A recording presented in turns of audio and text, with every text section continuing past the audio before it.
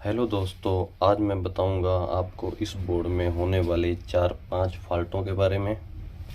सबसे पहले इसमें सप्लाई में फॉल्ट आता है। ये मॉसफेट बार बार जल जाते हैं, तो इसका क्या रीज़न है। आपको ये चेक करने से पहले एक काम करना है। जब भी आप इस बोर्ड को चेक करेंगे, आपको एक 190 वाट की ट्यूब चाहिए, जो ट्रैक्टर कार में लगती है 190 वाट। ये ट्यूब आप इस बोर्ड में सीरीज में लगाएं ताकि आपका कोई भी नुकसान ना हो। प्लस वाला वायर यहाँ लगा दें और इधर भी वो बैटरी से प्लस वाला वो लगा दें, यहाँ पे लगाएं माइनस। ये अपना सीरीज में ट्यूब लग जाएगी। इसके बाद में अगर कोई भी फॉल्ट होगा तो ये ट्यूब जलने लगेगी, आपका कोई भी नुकसान नहीं होगा। उसके बाद आपको बताता हूँ, जैसे हम यहाँ पे 12 वोल्ट देंगे तो यहाँ पे 12 वोल्ट आने चाहिए। आईसी की इस पिन पे आने चाहिए 12 वोल्ट और आउटपुट पे यहाँ पे आने चाहिए 3.5 से 4.5 वोल्ट। यहाँ भी और यहाँ भी 3.5 से 4.5 वोल्ट। और यहाँ से होते हुए ये ट्रैक, यहाँ पे एक ट्रांजिस्टर लगा होता है। जो इसमें ट्रांजिस्टर लगा होता है उसका नंबर तो होता है 733 कुछ करके। अगर आपके पास 733 ट्रांजिस्टर नहीं है तो आप यहाँ पे 10-15 ट्रांजिस्टर भी लगा सकते हैं।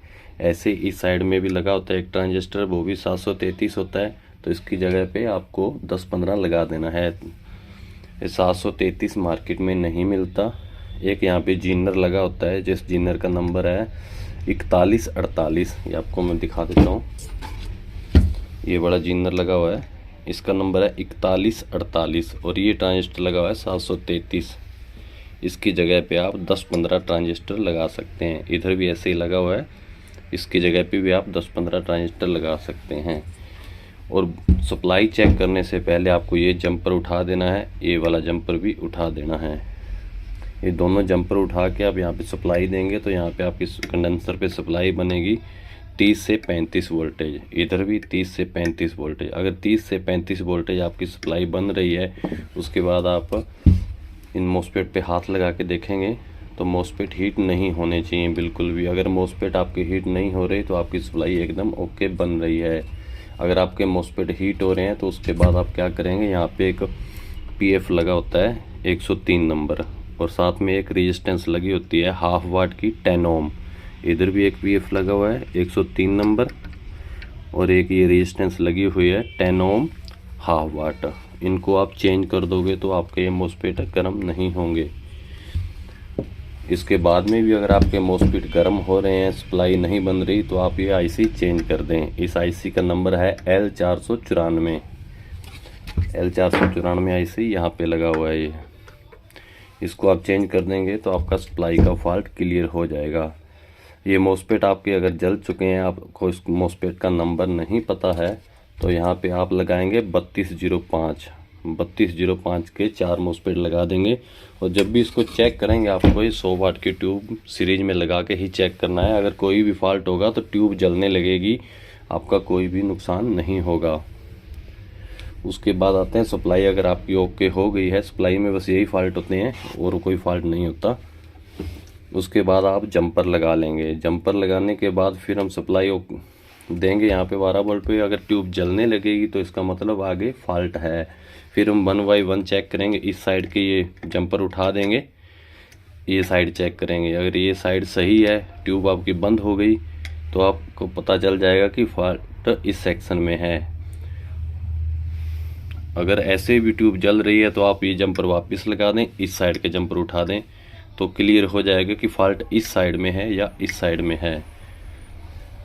फॉल्ट क्लियर करने के बाद अगर आपको क्लियर हो गया कि इस साइड में फॉल्ट है, तो फॉल्ट आप कैसे निकाल लें।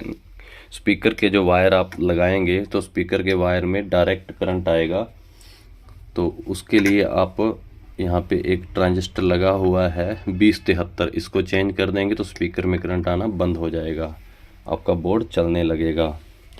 और एक फॉल्ट इसमें और आता है, ये रेड कलर का इंडिकेटर जलने लगता है। जब भी हम सप्लाई देते हैं ये रेड कलर का इंडिकेटर जलने लगता है, सप्लाई हमारी नहीं बनती। उसके लिए ये 2 ट्रांजिस्टर लगे होते हैं यहाँ पे 1815 और 1015। ये दोनों ट्रांजिस्टर ख़राब हो जाएं तो ये आपका रेड इंडिकेटर जलने लगेगा। इसके लिए आपको कुछ नहीं करना। अगर आप इसको चेंज नहीं करना चाहते तो आप इन दोनों ट्रांजिस्टर को यहाँ से ऐसे करके तोड़ दें, आपका बोर्ड चलने लगेगा। उसके बाद आप इसको लगा भी सकते हैं, ना भी लगाएंगे तब भी आपका बोर्ड चलेगा। 2 फॉल्ट तो इसमें ये हो गए। एक फॉल्ट इसमें और आता है, बहुत ज़्यादा आता है।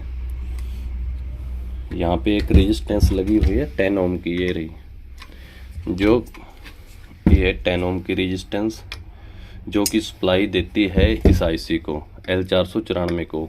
जब भी हम डेक को चालू करते हैं ट्रैक्टर पे लगा के, थोड़ी आवाज़ करते हैं तो ये रेजिस्टेंस जल जाती है, और एक ये वाली रेजिस्टेंस, ये दोनों रेजिस्टेंस से जल जाती हैं। आप कितनी भी चेंज कर लो, थोड़ी आवाज़ करोगे तो ये रेजिस्टेंस से जल जाती हैं। इसका कारण बहुत मुश्किल से समझ में आया मेरे को, क्योंकि ये रेजिस्टेंस क्यों जलती हैं। मैंने ये ट्रांजिस्टर भी चेंज कर दिया 7805, तब भी रेजिस्टेंस जल रही है। मैंने आईसी भी चेंज कर दिया L494, ट्रांजिस्टर वगैरह सब चेंज कर दिए, लेकिन जैसे हम सप्लाई दे के थोड़ी आवाज़ करते हैं तो ये रेजिस्टेंस जल जाती है। और एक वाली ये वाली रेजिस्टेंस, इसका कारण है ये वाला कंडेंसर। आप ध्यान दें, ये वाला कंडेंसर अगर आपका फूला हुआ है या अंदर से इसकी पिन टूट जाती है, बस आप इस कंडेंसर को चेंज कर दें, आपकी ये वाली रेजिस्टेंस नहीं जलेगी, ना ही ये जलेगी। इन दोनों रेजिस्टेंस को जलने का कारण यही होता है। ये 10 ओम की 1/2 वाट की रेजिस्टेंस है। अगर आपको मेरी जानकारी अच्छी लगी हो तो चैनल को लाइक, शेयर, कमेंट, सब्सक्राइब जरूर करें दोस्तों। धन्यवाद दोस्तों।